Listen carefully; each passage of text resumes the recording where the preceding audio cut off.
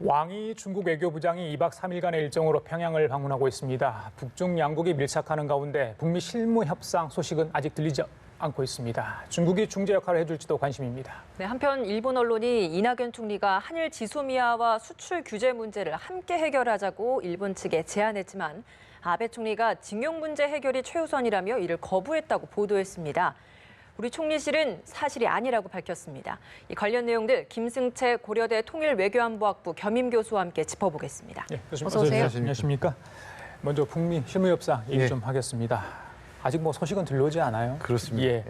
그 리용호 외무상이 유엔 총회 참석 당초에 할 것으로 알려졌는데 또 참석하지 않을 거다. 우리 정부는 아직 그러니까 유엔 라인을 통해서는 공식 확인된 게 없다 이렇게 이야기를 했는데 참석할 수도 있고 안 할 수도 아직까지 불확실한 것 같아요. 그런 것 같습니다. 뉴욕 채널은 여전히 가동되고 있다고 보면 될까요? 예, 사실은 유엔 총회라고 하는 것은 이제 북미가 하는 게 아니고 유엔이 한 거 아니겠습니까? 193개 회원국이 모여서 유엔 주재를 하고 있는데 지금 북미 간에는 그 수교가 안 되었기 때문에 연락사무소 같은 게 없습니다. 그래서 지금 주 유엔 북한 대표가 있지 않습니까? 그래서 거기를 오는 길에 북미 협상을 공식적으로 좀 하겠다라는 생각을 갖고 있었는데 좀 안 되는 것 같습니다. 그렇지만은 김정은 그 국무위원장이 4월 달에 지난 4월 12일 날 그 최고인민회의를 하면서 앞으로 12월까지 기다려보겠다. 미국의 전향적인 자세를 기다려보겠다 얘기를 하지 않았습니까?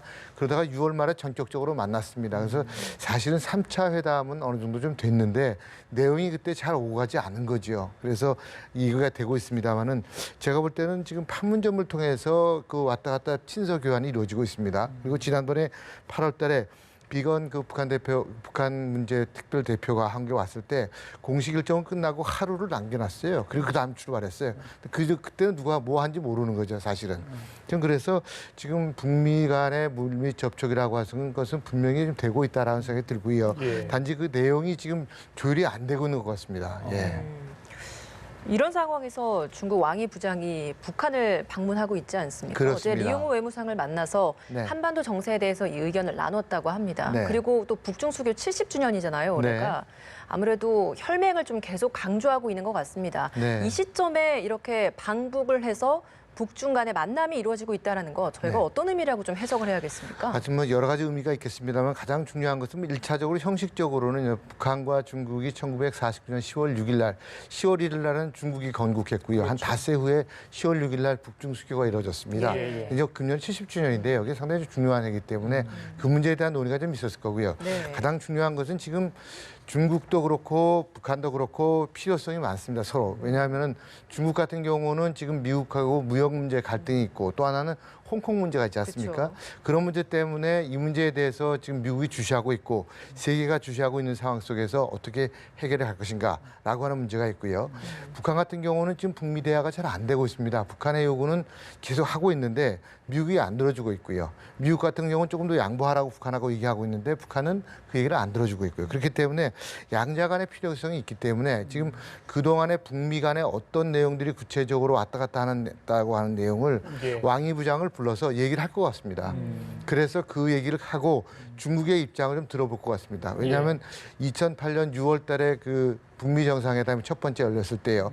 그 바로 직전에 중국에 가지 않았습니까? 가서 좀 의견을 조율하지 않았습니까? 그리고 나서 북미 간의 회담이 열렸다는 말씀이죠. 그렇다면 북미 간의 회담이 금년 12월이라고 하는 한시적인 것은 있지만은 그 전에 지금 그렇다면은 중국이 이 문제에 대해서 어느 만큼 북한의 입장을 도와줄 수 있느냐. 그리고 지금 미국의 입장이 이렇게 나오고 있는데 어디까지 믿어도 될까? 이런 얘기를 중국과 아주 긴밀하게 얘기를 하지 않았을까 생각됩니다. 그래서 상당히 의미 있는 방북인 것 같습니다. 비슷한 맥락의 이야기고요.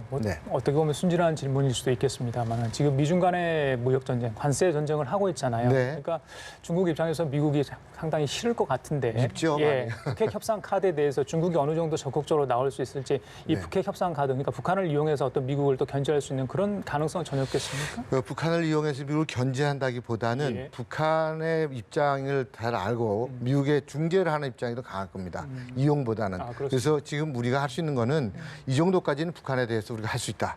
라고 하는 걸 보여주는 거죠. 그러니까 미국도 이 문제에 대해서는 특히 미중 관계 문제에 대해서는 좀 제한적으로 압박을 가해라 라고 하든가 아니면 관세 문제에 대해서 전향적인 입장을 좀 펴라든가 이렇게 할 가능성이 높습니다.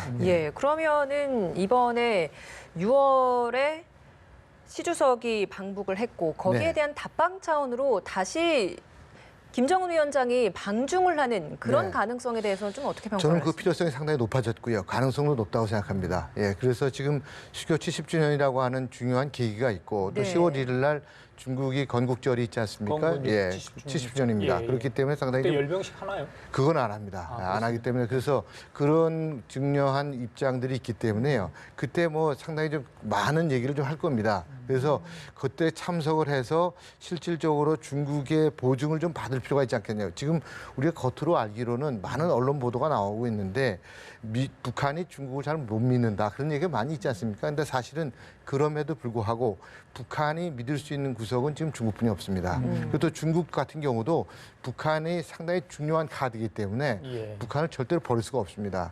그래서 이와 같은 양자의 입장이 상당히 좀 필요성이 있기 때문에 저는 필요성과 가능성이 동시에 올라가고 있고요. 그렇다면은 저는 그 문제에 대해서는 방중 가능성이 상당히 높다라는 얘기를 드립니다. 그러면은 그 방중이 성사된다면 이게 북미 대화 혹은 그 한반도 정세에 미치는 영향은 어떤 게 있겠습니까? 저는 상당히 있다고 봅니다. 지금 가서 얘기한다고 하는 사실 만약에 여기서 시진핑 주석이 김정은 위원장이 요구하고 있는 부분에 대해서 어느 정도 좀 확답을 해주고 또 내가 이걸 중재할 수 있다라고 확약을 해주면 그때 가서는 북미 대화를 열 가능성도 있습니다. 왜냐하면 지금까지 상황을 보면 김정은 위원장은 한 번에 모든 것이 해결되는 줄 알았습니다. 예. 작년 6월도 그렇고 금년 2월도 그렇고 또 금년 6월도 그렇고요. 근데 그게 안 된다라고 하는 것을 아마 김정은 위원장이 알았을 겁니다, 이제는. 그렇다면 내가 단계적으로 갈 때 어떻게까지 갈 것인가 하는 문제를 중국과 긴밀하게 협의를 하고 그렇게 된다면 북미 대화뿐만이 아니라 한반도 정세에 상당히 많은 영향을 미칠 수 있는 가능성도 긍정적인 네. 영향에서 또 영향이라고 그런 전망을 하시겠네요. 저는 그렇습니다. 그게 훨씬 더 중요하다고 생각합니다. 예. 미국 같은 경우도 지금 여러 가지 이유로 트럼프 대통령이 지금 이제 성과를 내야 될 시기가 좀 다가오고 있는 거거든요. 예. 지금 뭐 대선 캠페인에 들어갔다고 하지만 아직까지는 시간이 좀 남아 있고요. 근데 이런 상황에서 이 문제를 해결하지 않는다면 문제가 좀 있을 거라는 생각이 좀 드는 겁니다. 예. 왕이 부장이 비바람 속에서 같은 배를 타고 있다 북한과 그런데 예. 이게 한마디로 북중 관계를 대변을 하는 것 같아요. 예, 그럴 수 있을 것 같습니다. 9.12 북한 정권 수립일입니다. 네. 작년에 중앙 보고도에 김정은 위원장이 처음으로 나왔죠. 네. 지금 상황이 뭐 좋다고는 할 수 없잖아요. 네. 미국과 북한의 실무 협상이 겹착 상태에 빠져 있기 때문에 만약에 보고도에 나온다면 혹시 뭐 북한, 남쪽에 어떤 메시지를 전달할 수 있을 가능성이 있을까요? 저는 미국에 대해서 강경한 메시지가 나오지 않을까 생각합니다. 왜냐하면 지금 12월이라고 하는 시한이 임박해 있기 때문에 그 문제를 다시 한번 얘기할 거고요. 또 지난 7월부터 해서 이제 9차례 신형 또는 신형이라고 추정이 되는 미사일들을 개발해서 좀 실험을 했습니다. 성공을 했다라고 하는 것이 많은 국가들의 평가 아니겠습니까? 예. 그렇다면 새로운 무기 개발에 대한 자랑을 좀 할 거고 거기에 대해서 해외에 대해서 얘기를 할 겁니다. 그리고 그것이 단순하게 단거리 미사일까지 끝나지 않을 것이라고 하는 사실도 암시할 수도 있습니다. 예. 저는 그래서 그리고 또 하나는 새로운 북중 관계, 새로운 북러 관계를 통해서 이 문제를 돌파해 가겠다. 이렇게 해서 대미 메시지에 대해서는 아주 형식적으로 대단히 강경한 정책이 얘기가 나올 것 같습니다. 예. 이렇게 북러, 북중 관계에 있어서는 좀 더 가까이 다가가고 있는 분위기인 것 같은데 네. 남북 관계에 있어서는 사실 교류가 좀 끊긴 지 꽤 된 네. 것 같습니다. 그렇습니다. 그리고 계속해서 또 비난 메시지를 많이 내놓고 있잖아요. 그런 거죠. 근데 남북 예. 관계 좀 어디에 와 있다고 보십니까? 이 문제에 대해서는 제가 생각할 때는 그 작년에 3차례의 남북 정상회담이 있지 않았습니까? 예. 그 문제를 하면서 김정은 위원장은 이것이 남북 간의 대등한 정상회담이 아니라 시혜를 베푸는 듯한 거라고 본인은 생각했던 것 같습니다.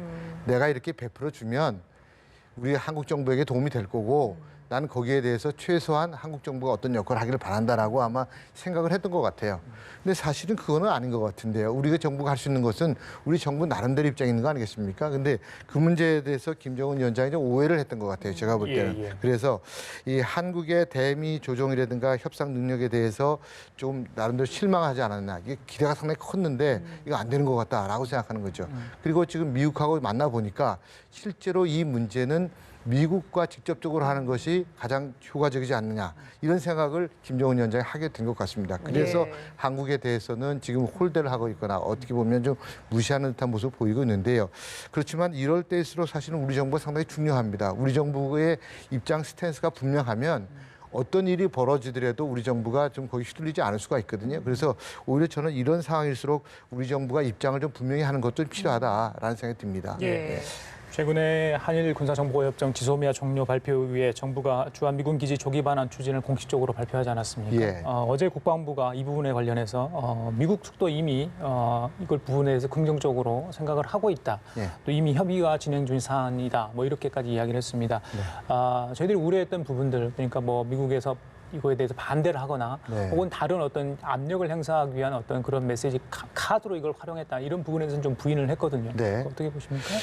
지금 평택으로 모든 미군 기지가 좀 이전을 하고 있습니다. 그래서 지금 한 26개 기지가 좀 비었는데요. 그 문제에 대해서 반환 문제는 사실은 그 어제 오늘 얘기 아니고 우리 정부가 지속적으로 요구를 했던 겁니다. 미국 정부도 그 문제에 대해서 얘기를 하고 있었고요. 단지 우리 양국 정부가 지금 시점까지는 좀 필요한 것이 아니냐. 그래서 좀 남겨놨던 겁니다. 제가 볼 때는. 예. 그래서 시기적으로 이 지소미아 종료 이후에 나오다 보니까 그러니까 그렇게 나오다 보니까 예, 다 미국을 아주 압박한 거 아니냐, 그렇죠. 이런 타이밍상으로는 이게 뭐 우리가 뭐 반미 얘기 나오는 거 아니냐, 뭐 전작 그런데 저는 그건 아니고요. 우리 전시작전권을 전환하는 과정에서 이 문제가 다 들어 있습니다.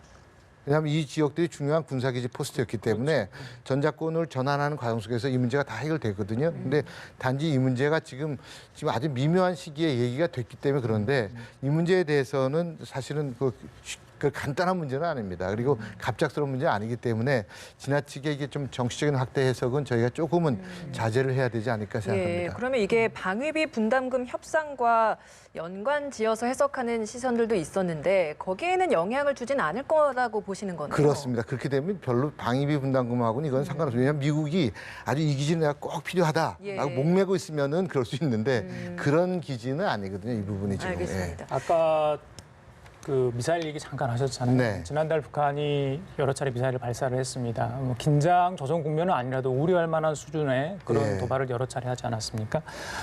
뉴욕 타임즈가 북한이 최근 선보인 미사일들이 한국과 일본에 미군 기지 8곳을 위협할 수 있다. 그러니까 트럼프 대통령은 대수롭지 않다고 하지만 전문가들 인용한 보도에 따르면 걱정이 된다. 네. 이런 보도가 나왔거든요. 그렇습니다. 예, 어떻게 보십니까? 말씀하신 것처럼 이제 그 미국이 그 문제에 대해서 좀 간단하게 생각하고 있는데 한국에 있는 주한 미군 기지 6곳, 일본에 있는 기지 2곳, 그래서 8곳이 사정거리 안에 들어있다는 얘기입니다. 근데 사실은 지금 이거는 단거리라고 표현하지만 장거리화 하는 데는 그렇게 오래 걸리지 않습니다. 그런 문제가 있습니다. 그래서 좀 있는데 트럼프 대통령 같은 경우는 미국에 오는 ICBM 대륙간 탄도미사일이 아니면 되고 핵실험이 아니면 된다라고 생각을 하고 있지만 사실 그렇지는 않습니다. 그리고 이 문제는 사실은 동맹을 보호한다는 차원에서도 그렇고요. 또 하나는 미국의 아시아 전략 차원에서 보면 아주 중요한 얘기입니다. 근데 지금 트럼프 대통령이 그런 것들을 과대하게 설명을 했을 경우에 북미 간의 협상 과정에 지금 있는데 이 문제 때문에 우리가 조금 손해보지 않을까, 예. 협상 카드를 놓치는 것이 아닌가라고 하는 우려도 작용을 하고 있는 것 같습니다. 사실은 제가 볼 때는. 예, 근데 이게 그 다른 쪽에서 해석을 하기에는 한반도 내 방어 무기를 그만큼 구축을 해야 한다라는 의미를 포함한 것이다. 이런 분석도 있던데 이건 어떻습니까? 뭐 그런 얘기도 나오고 있죠. 지금 미국 같은 경우는 이런 단거리 미사일에 대한 또 저고도에 대한 것은 팩3를 운영을 하고 있는데요. 예. 그거는 안 된다고 생각하고 있거든요. 그래서 그 문제에 대해서는 우리가 좀 얘기를 하고 있지만은 뭐 우리가 장거리 문제 그런 북한의 미사일에 대응하는 문제에 대해서 국방력을 증강해야 된다고 하는 것은 뭐 사실 예. 아니겠습니까? 근데 우리 나름대로 최대한 그 문제를 좀 하고 있기 때문에 지금 전략 무기를 우리가 좀 들여오고 있기 때문에 예. 북한이 지금 반발하고 있는 거 아니겠습니까? 그래서 우리 나름대로는 이 문제를 잘 준비를 하고 있기 때문에 저는 이 문제를 조금 좀 크게 떠벌리기보다는 좀 조용한 차원에서 이 문제를 해결해 가는 것도 중요하지 않을까 생각합니다. 예, 국방 문제이기 알겠습니다. 때문에. 네, 저희들이- 일본 문제 이야기를 좀 해보도록 하겠습니다. 일본 언론이 네. 이낙연 총리가 지소미아와 수출 규제 문제를 함께 해결하자라고 일본 측에 제안을 했는데 네. 아베 총리가 이를 거절을 하면서 징용 문제 해결이 먼저다라고 이야기를 했다라는 보도를 했습니다. 그런데 우리 그렇습니다. 총리실에서는 사실 아니다라고 네. 하고 있는 상황이거든요. 이 문제의 핵심은 뭐라고 보십니까? 사실은 지금 징용 문제가 상당히 중요한 문제고 아베 그 정부에게는 최고의 그 관건입니다. 그래서 이 문제가 나올 때만 하더라도 그 제가 알기로는 언론에 대해서도 상당히 협조를 요청했다고 그래요. 절대로 일본에 불리한 보도를 하지 마라. 라는 걸 했는데 8월 달이 지나면서요. 특히 지소미아 그 협정이 좀 종료가 우리가 좀 전달하지 않습니까? 예. 그 이후에 일본의 지식인이라든가 언론에서 조금 분위기가 달라지고 있습니다. 정부에서 그 징용 문제에 대해서 강력하게 얘기해도 그건 오히려 투트랙으로 가야 되는 문제고 또 하나는 한국 정부가 지나치게 그 문제에 대해서 민감하게 반응한 것도 있겠지만은 예. 그보다는 오히려 아베 정부가 너무 강경하게 했고 앞서가는 정책들을 편 것이 아닌가라고 하는 얘기들이 지금 나오고 있습니다. 예. 자, 그렇기 때문에 아베 정부의 입장에서는 아주 결정적인 거지만 그래서 최근에 나오고 있는 지식인이라든가 언론의 비판이라고 하는 것이 아베의 입장에 뭐 변화는 못 주겠습니다만은 그래도 변화를 줄 수 있는 최소한의 영향력으로 행사가 될 수 있고 또 하나는 지금 미국도 이 문제에 상당히 좀 우려를 하고 있습니다. 사실 한국 정부가 이렇게 나올 줄은 몰랐기 때문에 나왔는데 그래서 미국도 이 지소미아라고 하는 것이 나름대로 상당히 중요한 의미를 가지고 있는 연결고리거든요. 예. 그래서 여기 없어지면 안 됩니다. 그래서 미국도 일본에 대해서는 이 문제에 대해서는 제고할 수 있는 여지를 줄 겁니다. 근데 지금 당장은 시간이 좀 필요합니다. 시간이. 그래서 그 시간이 조금만 지나면 조금은 일본이 풀 가능성도 있습니다. 예. 지금 한일 관계 뭐 역대 최악이라는 이야기가 계속 나오고 있는데 우리 정부는 전향적인 태도를 일본 측에 촉구를 하고 있습니다. 네. 하지만 일본은 별 반응이 없는 것 같은데 이 와중에 이제 11일이죠. 아베 내각이 개각을 한다고 합니다. 지난번 선거 이후에 이제 개각을 내각을 새로 꾸려야 하니까 개각을 하겠죠. 개각 이후에 어떻게 좀 노선이 바꾸어질지 관심인데 이 고노다로 외무상 저희들한테 괜히 막말을 많이 했던 그렇습니다. 그런 강경화 외무상 네. 아니겠습니까? 예. 강경화 외무부 장관의 또 카운터파트였고요. 예. 교체설이 나옵니다. 예. 새로운 인물은 뭐 경제 쪽 관련해서 네. 또 민간에서 활동했던 그런 사람으로 지금 거론되고 있는 것 같은데 외무상이 바뀐다는 의미는 어떻게 좀 볼 수 있겠습니까? 근데 사실은 그 일본에서는 지금 이 문제를 해결할 수 있는 게 지금 예를 들어서 뭐 지소미아 문제 같은 경우도 해결할 수 있는 문제를 어떻게 강요 교체를 통해서 할 수 있는 거고 또 하나는 지금 일본이 평화헌법 얘기를 많이 한다고 하고 있거든요. 그렇죠. 근데 사실은 평화헌법 구조라고 하는 것이 집단적 자위권을 행사하지 못하게 하는 겁니다.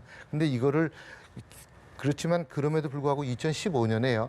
안보 관련 법제 7개를 통과시키면서 이 문제는 어느 정도 해결됐습니다.